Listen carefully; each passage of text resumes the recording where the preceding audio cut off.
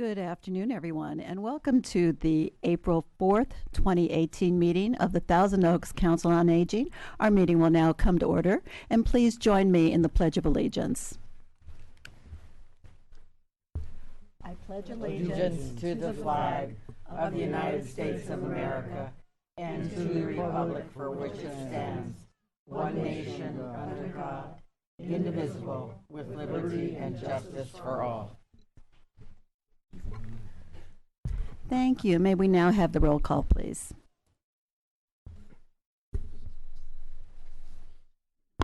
Please say here or present when I call your name. Chair Gorbach. Here. Vice Chair Allen. Here. Commissioner Burt. Here. Commissioner Fotheringham is absent. Commissioner Gitt is absent. Commissioner Hagee. Here. Commissioner Maria. Here. Commissioner Mortimer. Here. And Commissioner Posta. Here. Thank you. Thank you very much, and we do have a quorum today, and let's go to number 4 on our agenda, which is public comment, and I don't have any public comment cards. Oh, do we have one? Great.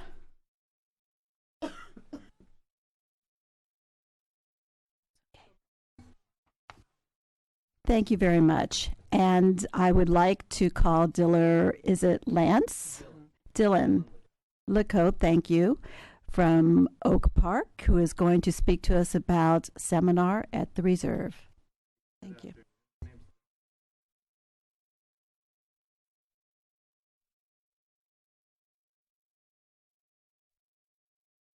We're having about how to choose a senior community. Through my line of work, I meet with a lot of different families that are trying to make very difficult life decisions about where to move during their golden years. And I know firsthand how confusing the senior housing industry can be and how difficult it is to navigate. There's so many questions like how much should you expect to pay? What are the differences between the communities in the Conejo Valley? How much will your rent go up each year? And what questions should you ask when you're touring? So these are some of the questions that we'll get into during our seminar about how to choose a senior living community. It will be on Friday, April 27th at 3 p.m., and you could RSVP at 805-492-2471, and it will be held at the Reserve, which is right on the corner of Moore Park and Olson, 3575 North Moore Park Road. And that is our seminar on how to choose a senior community. Thank you very much. And thank you. And that concludes our public comments. Let's go on now to agency reports, and I'm going to call on Commissioner Posta, please.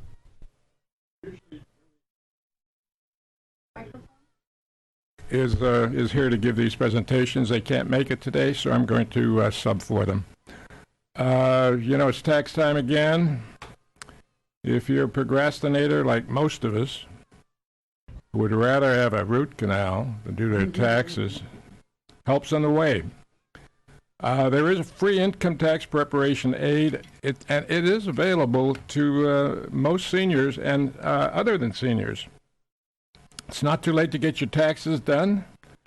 This particular service is for seniors 60 of age and older of any income level. If you make $10 million, you could go.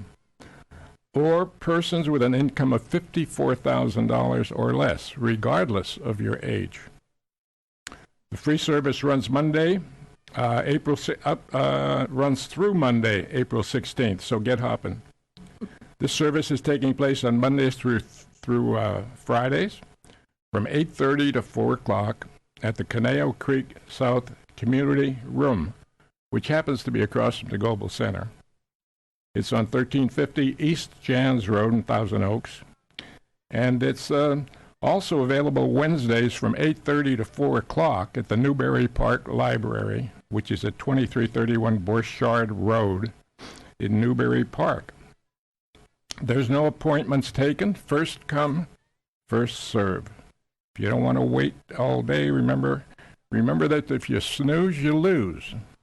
And you'll also probably pay late filing fees and interest. The IRS wants to get the last drop of blood from you. Do you have an interest in volunteering? Time for payback for your good health and fortune?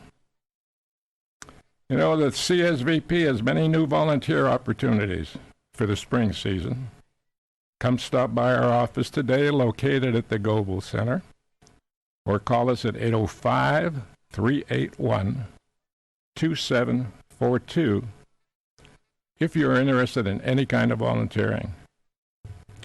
I just noticed in the paper today that there's a list that Betty Berry, she has a column in the Acorn on page 7A. It lists numerous volunteer programs at the CSVP. So if you want to check out a list and read a wonderful guest columnist, Betty Berry, she has this almost every week in the Acorn, talking about senior matters. Please check it out. Next is Patty Ham's report. Let me see. Any poets out there? Any wannabe poets? Let me see. There's a poetry writing workshop set for Thursday, April 5th at 1 to 3 p.m. at the Goebel Center. April is National Poetry Month. All seniors are invited to a poetry workshop to hone your work and to learn and improve your writing skills. It's taught by Lynn Rowlands of the Ventura County Arts Council. She's a published poet and creative writing expert. Call again at 805-381-2744 for reservations, or stop by the front desk at any time. Any of you out there worrying about passing your next driving test? Help's on the way. Thursday, April 26th from 1 to 4, Betty Berry, I just mentioned her, who all of you know who do read the Acorn, will conduct a seminar to help seniors be prepared and more comfortable when taking the DMV written test. Presentation will focus on how to study for the written test and provide hints on what you should do if you're required to take the road test. A study handout is included with each attendee. Again, if you want reservations, call at 805-381-2744 or stop by at the front desk anytime. One of the hints, by the way, I better not say, but my mother-in-law couldn't pass her test, so she kept going to different locations. And she finally ran out of them, and I thought they got on to her. So she never did pass that test. But, but that isn't one of the helpful hints. It's just gonna delay the process. Anyone looking for a full-time, full or part-time job? We're lucky to have our commissioner, Karen Gorbach, to give you some good news. Karen, take it away. Thank you very much. Well, I want to see you on April 27th, and that's a Friday, from 2 to 3:30 for a free seminar called Get That Job. You know, we hear from a lot of folks who would just like a little bit of extra income at the end of the month. Doesn't hurt, you know what I mean? But some people are just really uncomfortable about whether or not they can go back to work and what approach to take, or maybe their resume doesn't look exactly like it wants to. Maybe they're nervous about the interview. We're going to go over all that. I've done this seminar for older adults in many different locations, including at the Senior Summit one year. And I'd really like to share with you some good, solid ideas to help you get that job this year. Part-time, full-time, whatever you want. You deserve it. So come on out, and we'll see you on April 27th at the Goebel Center. Free seminar from 2 to 3:30, but you have to call in for reservations, and that number is 381-2744. That's 381-2744. Thank you. Thank you, Karen. All done? Okay, let me call now for Commissioner reports, and to facilitate that is going to be Vice Chair Allen. Thank you. Our first report is Education by Commissioner Burt. Thank you. Last time that I spoke was several months ago, and I talked about the Senior Center Without Walls And if you remember, that was an organization that allows seniors to take classes from their home via the telephone. Or if they had a computer, there were some classes that were offered online. So that was really kind of good for those seniors that are in their homes looking to increase their knowledge, intellectual curiosity, things like that. This time I want to talk about an educational opportunity. It's called the Osher Lifelong Learning Institute at California State University, Channel Islands.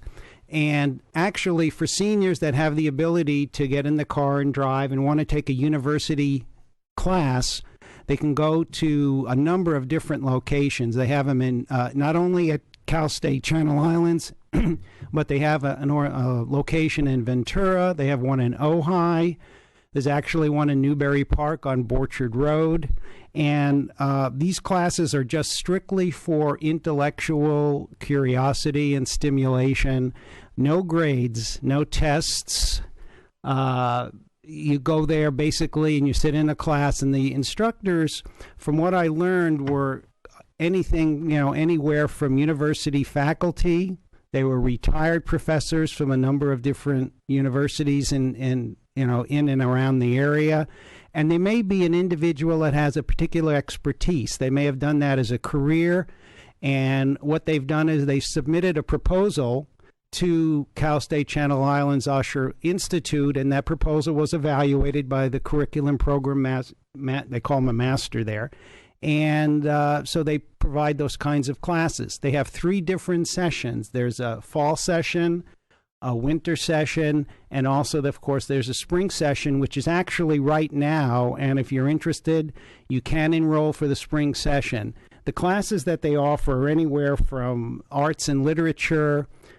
They have social services classes, English, history, art. So it's a whole range. There actually were 30 different areas that when I had done the research on this. So it seemed like there was something for everybody who was interested in that. They have 3 levels of membership. And you can have a basic membership, which means that if it's a 4-week class, it'll cost you $40. If it's a 6-week class, that's $60. And of course, an 8-week class, which they do have, is $80. And that's what they call the a la carte membership. They also have a session membership, which is either as I mentioned, the fall, the winter, or spring, and that's for $200. You can take any of the classes that you want. And then they have an annual membership, and that's $500. And then that means you can take a class in any one of those 3 sessions and as many classes as you would like. How do you enroll for these? There are a number of different ways, but if you're a first-timer, you need to call. And the number is 805-437-2748. That'll allow you to speak with an operator. They'll take your information, and you can enroll that way. If you've been there before, you can enroll online, or you can enroll in the mail. So you've got 3 different ways to go. But if you're interested, you need to, phone them up initially and get on their list. One question that a lot of people ask is, why are these classes any different? Well, again, they're offered, of course, in a university setting, and they are just strictly for intellectual curiosity. And who are these instructors? As I mentioned before, they're university professors. They're either current or retired, and people with special expertise. I mentioned how to enroll. One of the last things I'd like to say, which I found very interesting, there's a business periodical called Investor's Business Daily. And as I was doing the research, I came across this particular article, and it really warmed my heart because it was about a 102-year-old lady who was a retired OR nurse, and she worked in a local hospital. And she, along with her 74-year-old daughter, still take classes at the Osher Institute in Camarillo. And it's stuff that you can't really make up. And she's still there, and I know it's 1 day a week now, but she's been there as many as 3 and 4 days a week. So that was near and dear. It should be to everybody. It's never too late, and I'm very happy to have brought this particular educational opportunity to you, and I hope you'll follow up and evaluate it for yourselves. Thank you. Thank you. Our next report will be on fraud from Commissioner Hagee. Hello again. I hope you've all had the opportunity to practice hanging up your phone, and I hope you will have the courage to do so. Seniors, you and I, are a target for scammers. We're a target. Why? Why are we a target? Why do they love us? Well, senior citizens usually have a nest egg. They usually either own their home or have a lot of equity in their home. And this makes them very attractive to scammers. People who grew up in the 30s and 40s, we're kind of a polite generation. We were taught by our parents to trust people and to be nice. To hang up a phone back then was unheard of. Nowadays, if you want to protect your purse, your wallet, you have to learn how to hang up that phone. Because someone's not going to call, one of your friends is not going to call you and say, "Oh, is this Fred? How are you doing today?" Your friends don't answer the phone that way, do they? Come on. They want to get a yes out of you. So that's why when I get the phone and they call me and say, "Is this Mr. Hagee?" I say, "Who is this?" Throws them right off their script. They don't know what to say. They go, and then you hang up. Click. You're going to save a fortune and a lot of heartache. Older Americans are less likely to report fraud because they don't know how to do that or who to call. I'm going to give you a good website, but you're going to need a pencil, piece of paper. So while you're getting that pencil and paper, I'll continue a little bit here, and then I'll give you that website to go to. Elderly victims may not report crimes because they're concerned that relatives may think the victims no longer have the mental capacity to take care of their own financial affairs. So if they complain to their son or their daughter, they're worried that their son or daughter may come in and take over. So they don't tell them. And elderly victims make poor witnesses. Con artists know the effects of age on memory, and they're counting on elderly victims not being able to supply enough detailed information to investigators. In addition, the victim's realization they have been swindled may take weeks or months before they realize they were swindled. Maybe they get a bank statement and say, "Where did this $20,000 go? I don't remember that. What was that all about?" Senior citizens are more interested and susceptible to products promising to increase cognitive function. Take this pill and your memory will improve within 3 weeks. Take this pill, and you know they got a pill for everything. And the pills are very expensive. Physical conditioning scams, anti-cancer properties. If you're 60 or older, and especially if you're an older woman living alone, you may be a special target. People who sell bogus products and services by telephone. Low-cost vitamins, healthcare products, vacations. I'll be willing to bet that most of the people watching this program today or sitting out there in the audience got a call from the vacation people. "You want a free vacation." And right away, that's when you hear the word free, hang up the phone. Look at your phone. Learn how to hang it up. There's usually a little red button there that you push, or if you have one of the other phones, they don't have the hang up anymore. You hang up by pushing a button. So find that button. Practice hitting that button, boom, boom. Become expert at that, because telemarketing scams offer free prizes, low-cost care products. Now, you ready? You got that pencil and paper? All right, here goes. This is a long website. And we're going to put it up on the screen for you. telemarketing fraud webpage, okay? It's www.fbi.gov/scams-fraud. Now, if you wrote that down or you're still writing, the easiest way is just go to the FBI website, fbi.gov. That's easy to remember. And if you want to add on /scams, fine.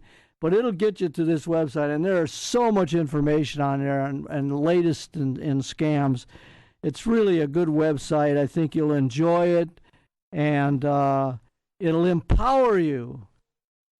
It empowers me just to hang up the phone, and I turn to my wife and I laugh, chuckle, chuckle, chuckle, you know. I feel the power of hanging up that phone. Okay, next week I'll have some more imposter scams for you. The IRS is a real good one now that's very popular. And job scams where they offer you a job. And money wiring scams. And the love scam, when you go on his websites, they'll find you a love partner.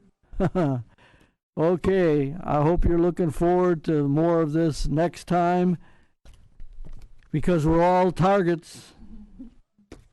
Thank you. Thank you, Commissioner Hagee. I just want to say yesterday my friend's email was hacked, and it was with a fake letter that she needed money. So that's another big one that's going around, and it was really personally signed from her. You could not tell. If I didn't know her better, I would have known. So let your friends know if their emails have been hacked too. Beware. Our next two items are for Commissioner Maria. Thank you, Vice Chair Allen. What I'm going to talk to you today about is the Food Forward program. One of the things, if you've been outside in the past couple of weeks, you'll notice that spring is in the air, the birds are chirping, the flowers are blooming, and a lot of our backyard fruit trees are in full ripeness. And even though it's great and the fruit is delicious, most of us don't have the time to really harvest that backyard fruit, or we don't have the physical ability anymore to harvest that fruit. And what ends up happening is it ends up becoming squirrel food, or it ends up just lying on the ground in waste, attracting pests.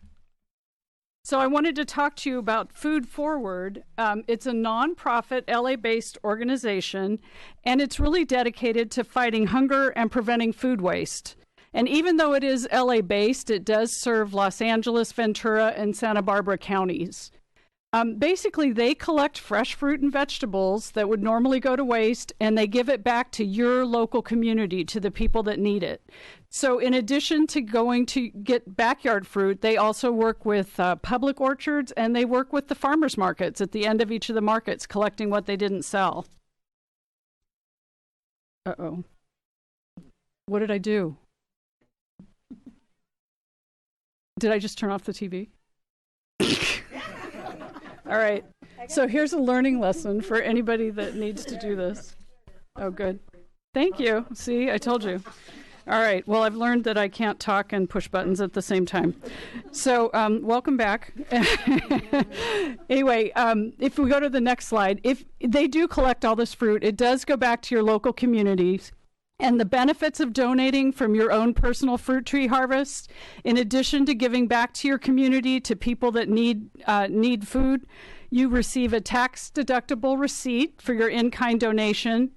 You have less waste in your yard or on your neighboring sidewalks that could be attracting pests and rotting and causing someone to slip.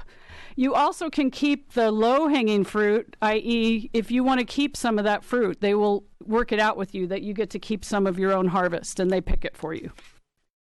And on the next slide, if you do want to donate your fruit, it's a very easy process. You go to the website, www.foodforward.org, and you register your property address. Once you're registered, you're able to schedule harvests whenever you need them. And the backyard fruit contact for Ventura County is Allie, and you can email her at ALLY@foodforward.org, or you can call her at 805-409-4760. And I know, Commissioner Allen, I know you have a personal testimonial. You've used I them. really do. They came and I have 3 lemon trees, and they harvested 80 pounds of fruit from my trees in the rain. The one Saturday it was raining, and they didn't touch my my one tree because you can't, the limes, you can't find them fast enough. So anyway, but 80 pounds, and it went to Calvary Community Food Bank. So yes. Perfect. So the other item I wanted to talk about is Senior of the Year. And as I've mentioned the past several months on our broadcasts, every year we do host the Senior of the Year Award recognition ceremony. And this year it's going to be June 7th at the Goebel Community Center. So I'd ask everybody to mark that, save the date. That's on a Thursday. We just closed our nomination period. It closed April 1st. We have several excellent special nominations this year, and I'll be talking about who they are next time. But I just ask for you to reserve that banquet date, June 7th. We look forward to seeing you. Thank you very much for all the really excellent information. We're now at number 7 on our agenda, Liaison Report, and I am going to report on the Ventura County Area Agency on Aging. And I've spoken about them before, and their website is full of really, really good, important information that we can all use throughout the county. And it's vcaaa.org. Stands for Ventura County Area Agency on Aging. And I really, I know that if you go to that website, you will enjoy looking through all the information. Today, I'm going to talk about just one small area that you can find on the website, and that is transportation. We heard about transportation last month and the reimbursement program that the county runs. There is another program also that you can find on this website, and I'm also going to give you the phone number.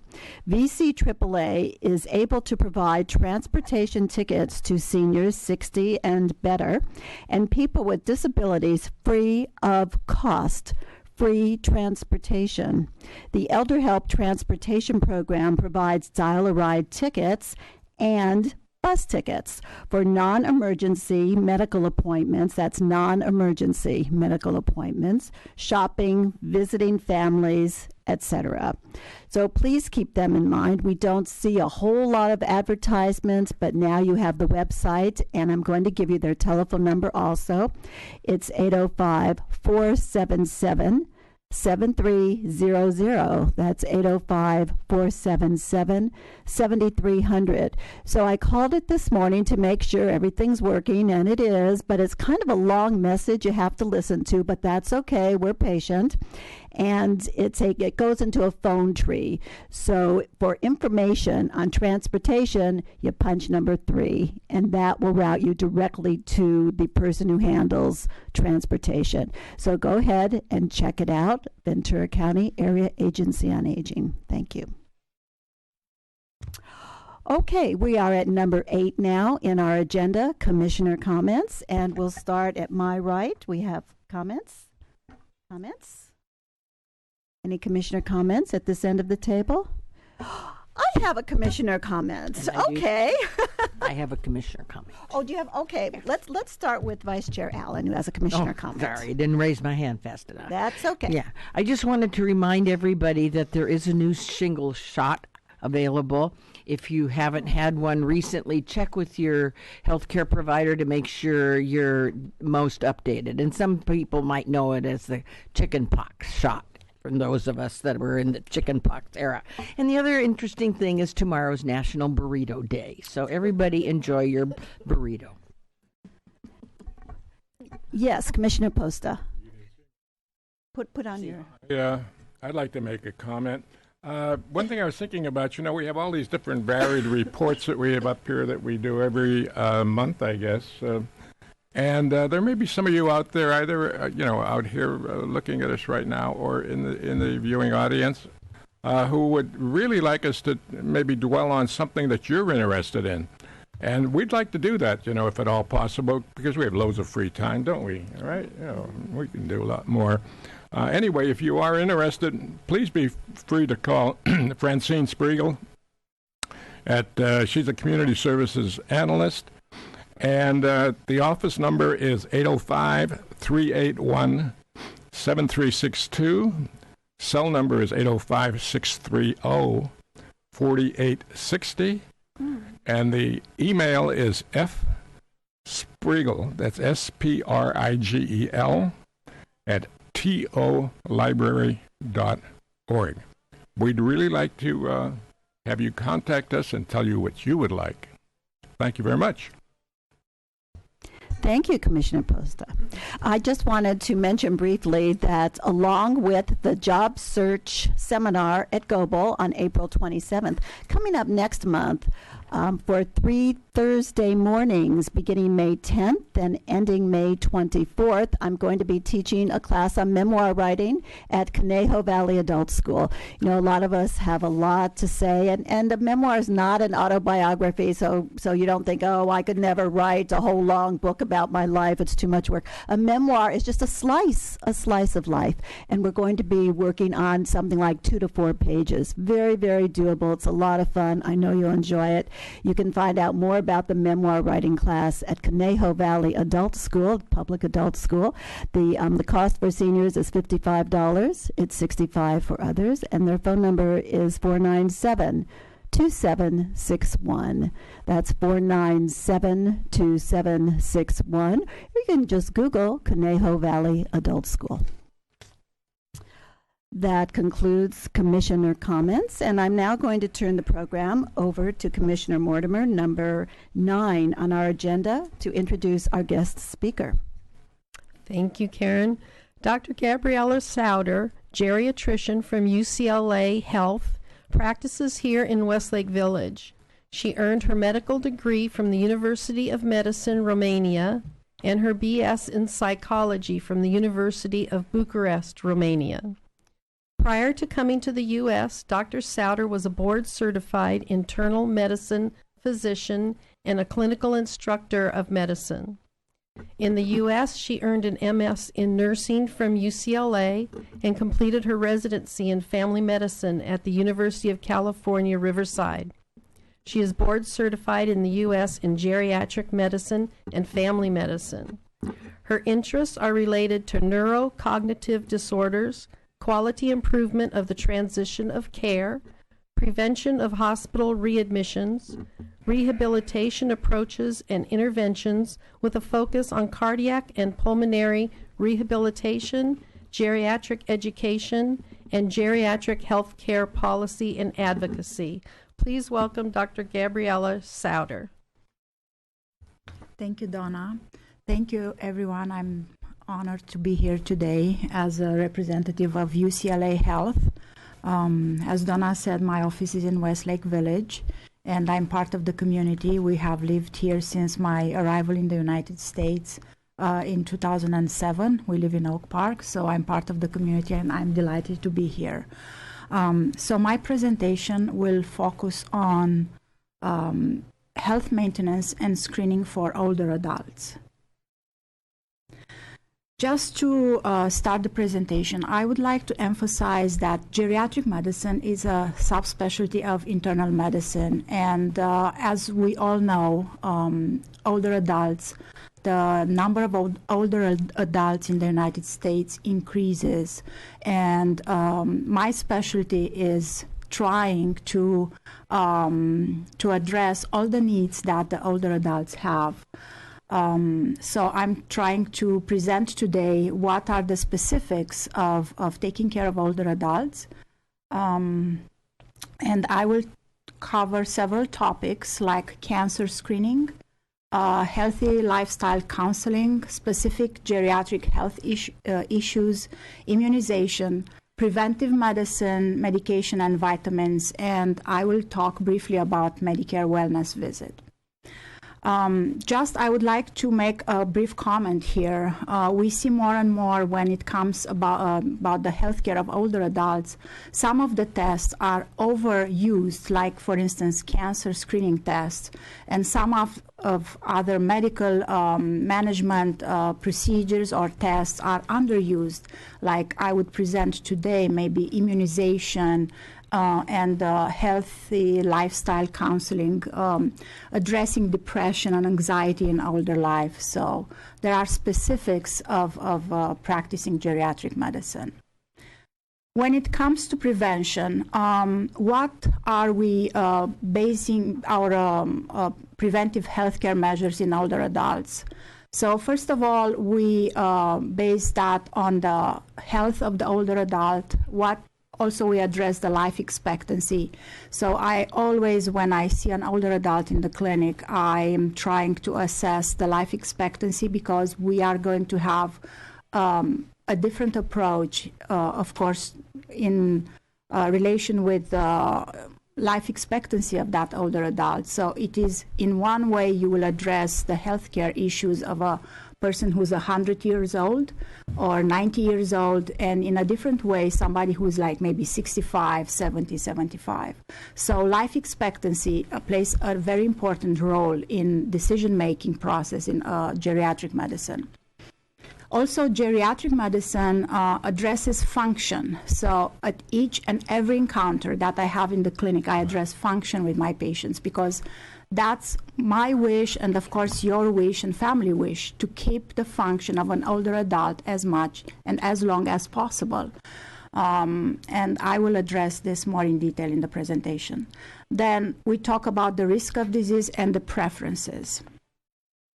This slide tries to present what is the life expectancy according to the newest data that we have in 2015.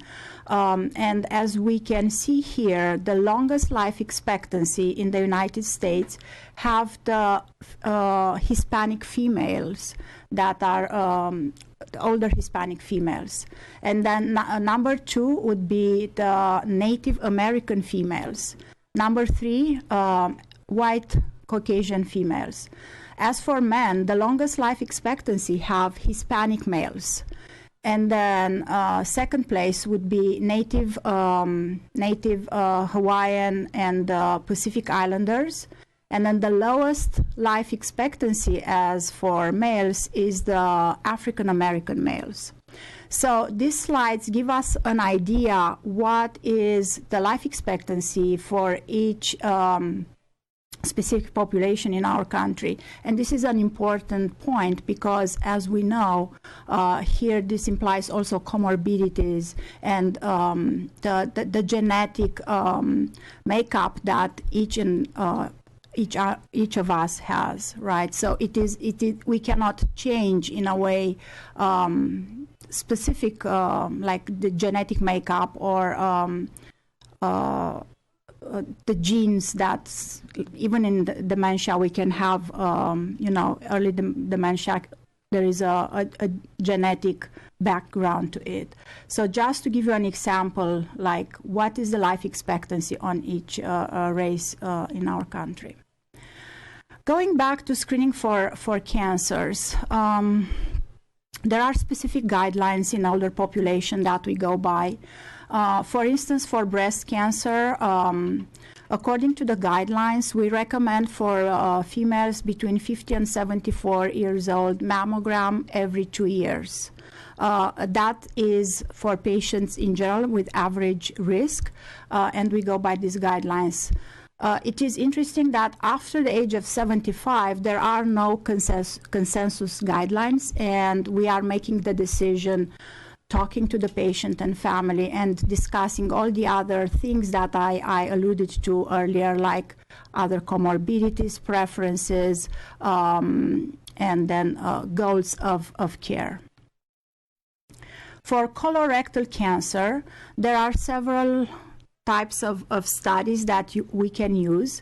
One of them are the stool-based studies. Either we can do fecal occult blood test every year, or a FIT test, or a Cologuard test that it is good for 3 years, which is based by DNA sample. Of course, we all know about colonoscopy. For an average risk person, the colonoscopy is recommended every 10 years. Of course, if the risk stratification puts that patient in a different category, like a higher risk of colon cancer, these guidelines are evidently changed. Every 5 years, we can do a CT colonography or a flexible sigmoidoscopy. Or we can choose to do a flexible sigmoidoscopy every 10 years plus stool test every year. So there are several options, as you can see. So it's going to be based on the discussion between you and your physician. What test would you be comfortable to have according to the guidelines that offer several possibilities. After the age of 75, so starting with 76 and until 85 years old. So the decision has to be individualized based on prior morbidities, on patient health, on function, comorbidities. It is very important to have this discussion with the patient because, you know, everybody who can make decision for their medical care has the right to participate in the decision-making process, right? So it has to be a decision between you and your doctor. Like I said, life expectancy, very important. If a patient, we evaluate that the life expectancy is maybe less than 5 years, it will be a different discussion than somebody who has a life expectancy over 10 years. These are some categories of factors that we can address to kind of mitigate the risk and the rectal cancer, like exercise, eating healthy, smoking, quit smoking, drinking in moderation, and losing weight, things that I'm going to address later on in the presentation. How about cervical cancer? I'm a geriatric physician, so I know that after the age of 65, especially if the last 3 Pap smears were normal, we don't actually recommend Pap smears and HPV testing. And I keep still seeing patients that come by and they are like 80 or 75 and they still get their Pap smears. So the current guidelines don't recommend getting Pap smears if there is no higher risk of cervical cancer, if the last 3 Pap smears were normal. You are not really in the situation of getting more Pap smears. So people should know that, patients should know that. We educate them. And Medicare covers Pap smears and pelvic exams every 2 years. And of course, as a geriatrician, I still can do pelvic exams, as needed if there are symptoms, if, there is in the differential pathology that would require that I'm doing a pelvic exam. But Pap smears are not indicated after age of 65. The topic of prostate cancer screening, you guys know that it is a little bit controversial, and what we recommend, there are different professional agencies or organizations that have a little bit different recommendations, and it is true that some men can still benefit from prostate cancer screening based on their family history, personal history, and life expectancy. So this is the reason why I recommend that for this topic to have the discussion with your doctor so they can assess your personal history, family history, life expectancy, your personal preferences, and then to be decided a plan. How do you want to go by for screening for prostate cancer? How about lung cancer? This is a newer screening recommendations that came a few years ago for patients that have a 30-pack year smoking history and currently smoke or have quit within the past 15 years. We can do annual screening with a low dose CT scan for adults between age 55 and 75-year-old or 55 to 80 years old. Again, low dose CT scan, because as you know, CT scanning implies radiation, so we don't want to produce more harm by screening. So there are some indications for screening for lung cancers, and these are the newest recommendations. Other screening tests that are recommended for older adults, and many of you might have had those, men and women, it's the bone density test that starts at age of 65 for a person that has average risk, or if that patient has a higher risk, which would be, for instance, if that person was taking like corticosteroid medication or high smoker or a family history of osteoporosis, then the screening for bone density test will be at age 60. How often do we repeat this screening? It would be every 2 to 3 years or every 3 to 5 years if the results are abnormal. So in my practice, I'm doing every 2 years. And there are a lot of medications out there, as you might know.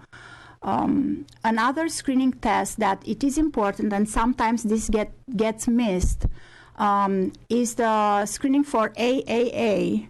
And that is the abdominal aortic aneurysm, and that is done by ultrasound. It's a simple procedure. It is a one-time screening for men aged 65 to 75 who have ever smoked. So even if they smoked for a few months or a year, or no matter how long have they been smoking, we recommend this screening for AAA. Also, other screening tests that are mandatory, and we are doing them at every visit in the office, is the blood pressure check and the weight, especially for the geriatric population. Weight is very important. And if somebody continues to smoke, we address smoking, and we recommend smoking cessation. Now, a few tips for a healthy lifestyle. Exercise at least 150 minutes per week, and I tell my patients either they can do a power walking or other types of exercise, treadmill, but 150 minutes per week is like a medication that you have to take every week to ensure that your joint mobility stays in a good shape, that your muscles are good, and that you keep your cardiovascular conditioning. Also, nutrition. We recommend a balanced diet, 4 to 5 servings of fruits and vegetables, very, very important, because as many of you might know, as we age, sometimes we encounter like slow transit constipation and other medical problems that for which the diet is very, very important. Alcohol use. I always screen alcohol use in my patients, because we know nowadays that more than 2 or 3 drinks a day for an older adult is considered not normal, and as I will address later on in my presentation, that can have a health impact. Smoking cessation, and then we also address sexual dysfunction and sexually transmitted disease, and the safe sex techniques and barrier protection are still recommended. So for physical activity, I don't know if you guys know, but UCLA, for instance, has a program called Walk with a Doc, and it's happening on the weekends, and it's a very nice opportunity for you guys to meet with your doctors and have physical activity in the parks on a nice weekend morning. And we are doing stretching, power walking, low-intensity cycling, weight training, and very, very popular nowadays, and there is a lot of research that shows that balance training, either by Tai Chi or dancing, has a very good effect on older adults' gait and balance, and I recommend this very many times a day because many of my patients have gait and balance problems, and I recommend Goebel centers like here in Thousand Oaks or other community centers where they offer Tai Chi and dancing, because research shows extremely good results for older adults that have some quadricep weakness, some gait and balance problems, so truly good results with this. On nutrition. So a good news for older adults is that we don't want our patients to be skinny. So that's the good news. So for us, body mass index between 25 and 29 is great. And why is that? Because we know with this body mass index, for instance, if somebody gets sick, like this season we had this terrible flu, many of my patients, I mean, they got admitted to the hospital. Some of them had flu and a heart attack in the same time. It's was even published in New England Journal of Medicine. So that was a very atypical flu this year. We want you guys to have more body reserve. So in case, a walking pneumonia, a disease, a cold, a flu comes, you have a reserve to fight it. So we don't want you to be skinny, okay? So for that, you have to have a good nutrition. You have to have a good nutrition. You have to snack ever so often, every 3 hours. Peanut butter, fruits are great. Also combine, if you are interested in getting stronger, you can combine a good diet. We recommend nowadays either the MIND diet or the Mediterranean diet. And that can help, with your memory, with your feeling good, getting better. Have a little project on your health to become stronger and more active. So that's very important, and we can work together on that. Screening for alcoholism. There are specific tools that we use in clinic to determine if there is consumption of alcohol that can be concerning. So we know that more than 2-3 drinks a day can be concerning, especially if it's on a consistent basis. And what would be the health risks with that? Heart problems, hypertension, sleep disturbances. It's very bad if you have your nightcap and then you take a sleeping pill. Then people who have alcohol consumption can have more anxiety, depression, or even can be suicidal. Also, we know that it's not good to drink and drive, and even so, I've seen cases when we don't care about this and we continue to do this thing. It's very dangerous. You can get injured, you can fall, you can have afterwards a subdural hematoma, you can go through a spiraling down of events, and we have to be very mindful, right? Also the social and legal problems. If somebody continues to have an unhealthy drinking habit, there can be problems in that area. Smoking cessation, a lot of healthcare risk with smoking, COPD, cancers, heart disease, post-op complications, osteoporosis, and hip fractures. So always know how damaging smoking is and how many health risks you have with it. Going to the specific geriatric health issues. So our visits in the office as a geriatric doctor, I have a little bit more time because we have to go over a lot of things. So I have a very comprehensive intake consultation with my patients when there is a new patient, and I'm going over a lot of things. So it's what we call comprehensive geriatric assessment.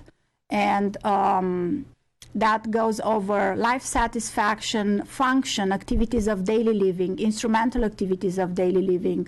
I go over depression. I'll get a little bit later on this assessment, but it's a little bit different than an internal medicine visit just because we have the knowledge, the tools, and the time, honestly, to go over a lot of things with you.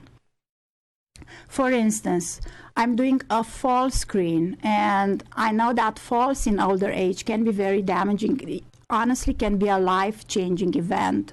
I have seen patients that had a fall and then their life has changed. And it's very sad. We could have prevented these falls.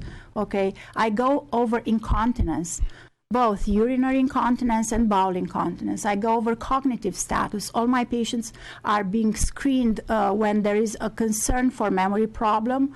We screen patients initially with a mini-cog, what's called, to see if there is any potential of cognitive impairment, which is memory loss.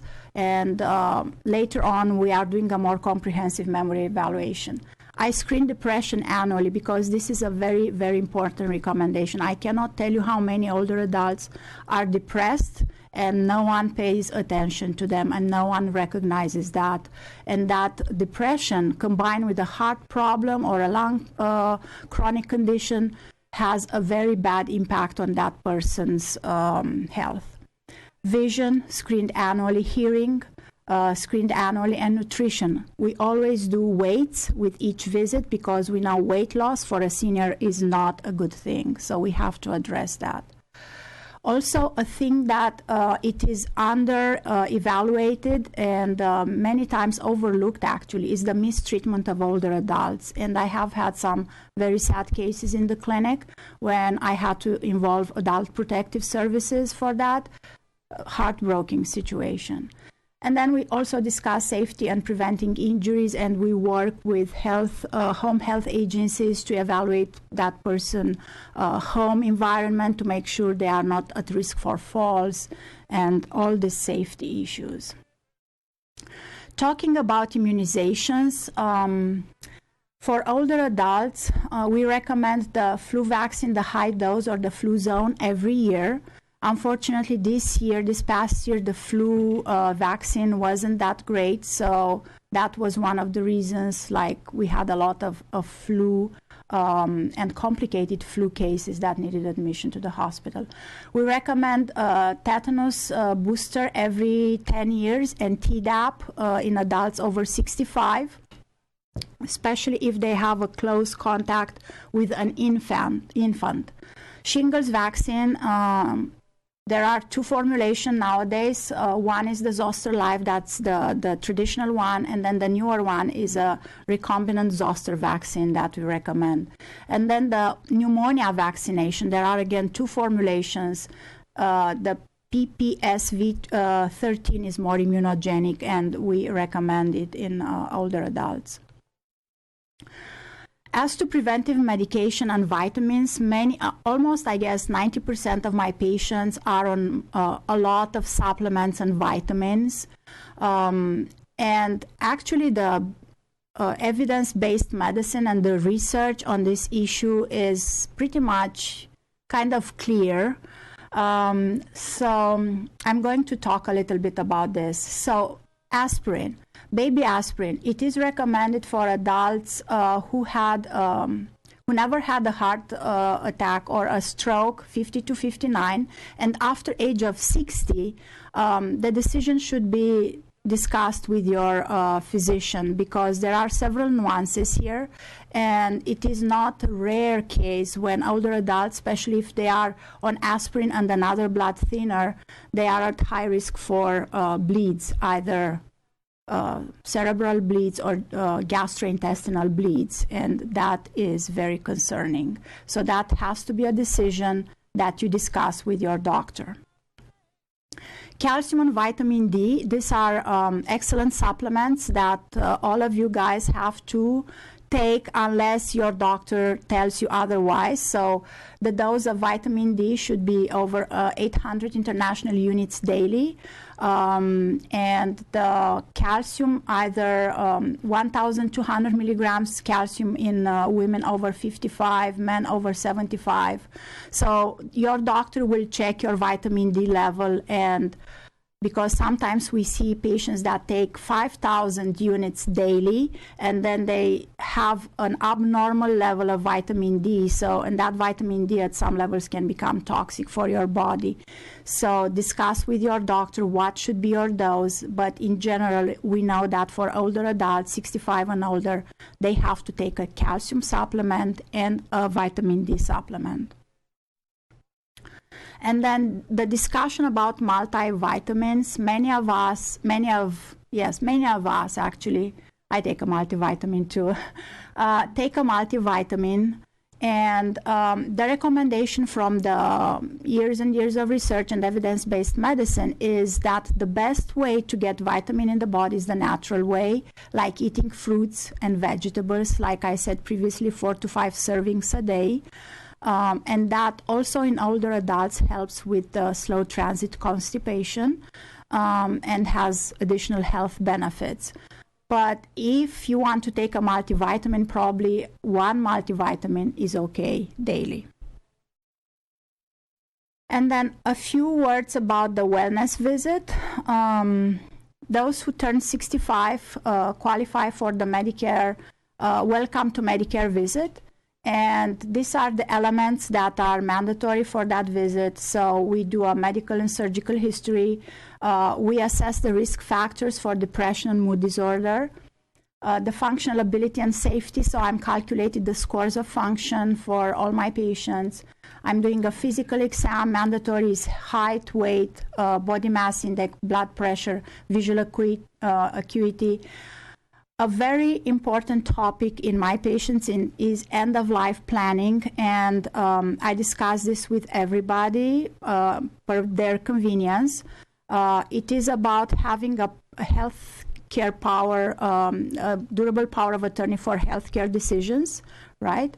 And then if the person has cognitive impairment, we need to discuss the financial, and then I recommend an elder law specialist because things become more complicated in certain conditions, right? But end-of-life planning, it's a thing that we should all give thought in advance, and you can have this discussion as many times as you want with your doctor and go over the options that you have. It's a very important discussion that you should have. Also, part of Medicare wellness visit is the education, counseling, and referrals that we are doing to specific specialists, or if there is a nutrition problem, we are referring you to a dietitian, or we have a discussion about diet. If it is weight management, we discuss exercise, diet, and possibly medication. So we are doing a lot of counseling. And then in my patient population, I'm doing also kind of a case manager type of activity because I have to orient patient and family for the preventative services and community services that we have in this area. So I'm aware of what's going on in my community and I can recommend to my patients. Then your doctor should discuss with you and go over each and every medication that you have. And they have to do this at every single visit, especially if you are 65 and older, because I cannot tell you how many medication errors we find. And this is a very serious thing. Sometimes people get more sick because they take medications that are not they shouldn't be in their medication list. They are not recommended in patients 65 and older. Sometimes your record is not updated, so make sure you discuss with your doctor at each visit your medication. And the best thing would be that you bring a brown bag with all your bottles in so we can see and discuss with you how you take your medication. Then detection of cognitive impairment, we are screening for this, I'm screening for this, and then I do a more comprehensive assessment to make sure that there are no elements of dementia, especially for somebody who lives by themselves. I see a lot of people in this situation, living by themselves, the family is not aware they have dementia, and then they don't know. Of course, they have a fall, they break a hip, and then they go to the hospital. It's a very sad situation. Also, Medicare wellness visit has to put together for you a list of risk factors for your conditions that your doctor and you put together, and then discuss the treatment options. And in the end, you need a screening schedule for appropriate preventive services. So this is about the Medicare wellness visit. So in summary, For older adults, health maintenance and screening provide us, the providers, and you and your family, the preventive information and care that help the older adult to maintain function for as long as possible, live in their house safely for as long as possible. And as we say, geriatricians, we bring care back into the healthcare, and we make sure that our patients are safe, happy, live a long life, and in very good conditions. Thank you.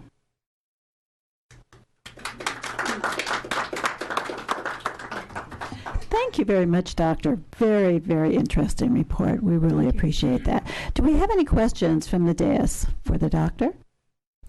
Yes, Commissioner Postel, turn on your, there you go. Yeah, I have a couple here. Shinglex. You didn't mention Shinglex for single? I did, so that's the recombinant shot. I didn't put the commercial name, but that's the one. Okay, because I know me and my wife are getting the second shot. I think it's a two-set Yes. series. It's expensive, by the way, but apparently it's worth it. And you didn't mention Silver Sneakers. Are you familiar with that program? I am, and actually I'm referring patients to Silver Sneakers, so maybe I can get a list. I have to do a lot of research by myself for the community resources. I know about this program, Silver Sneakers, and I know that Medicare is a payer for it. I just don't know all the gyms that offer this for my patients. That would be great. There's a number in the area that do. There's 4 or 5 just in the immediate area, with Newberry Park, and there's a couple right in TO. Very good program. Just started about 6 months ago, and we're very, very pleased with it. And I think your I don't know if Medicare covers it, but I do know your insurance programs, many of them will cover it. All you have to do is go in there, and they just pick up you don't pay any dues, nothing. You just participate in the program. Right. And the gym, everything is, the facility is completely open to you. Right. Cost free. It's what very I good. do, I give them a prescription saying Silver Sneakers. I sign the prescription and I say this is a exercise program that it is covered by Medicare, and there are some, not all the gyms offer that, so they would have to find out. So if I can get from Francine maybe some of the resources, that would be great. My last question would be, you say the amount of screening is based on life expectancy. Correct. How do you determine life expectancy? So we have certain tools that we go by in determining life expectancy. So it's like we determine based on comorbidities, like what other diseases there are, function, we determine the activities of daily living. So this all come like scores, and we input all those scores in a model, and then we determine, approximately the life expectancy. Thank you very much. You're welcome.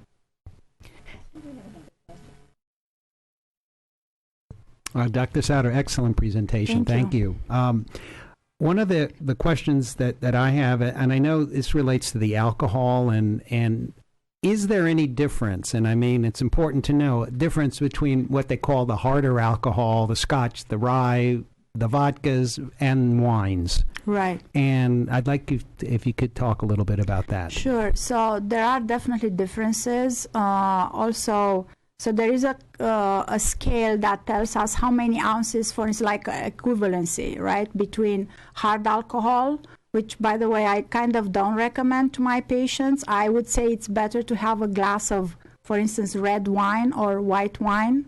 Red wine has also antioxidant properties in a certain amount. Some people get headaches from them, so in that situation you can add a little bit of a piece of apple, so that would absorb the tannins in the wine, so this way you don't have the headaches afterwards. 1 or 2 glasses maximum, the red wine would be, sufficient.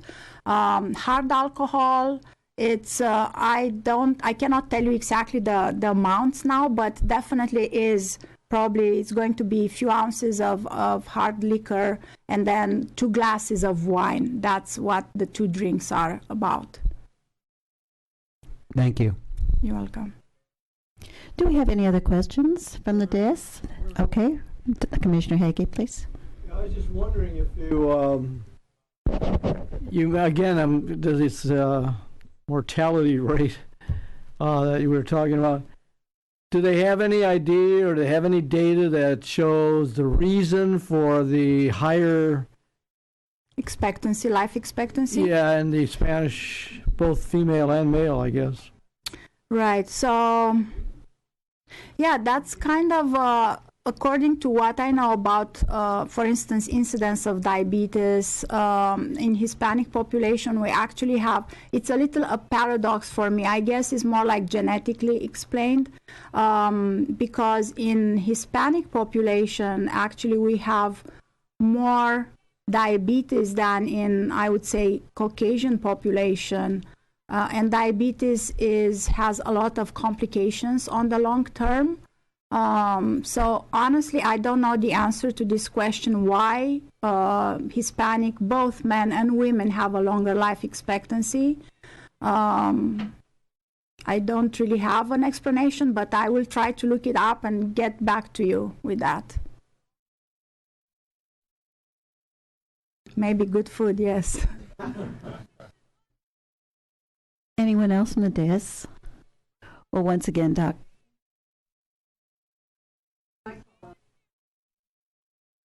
It's on. My mic is on. We'd like to call up Robbie Gluckman.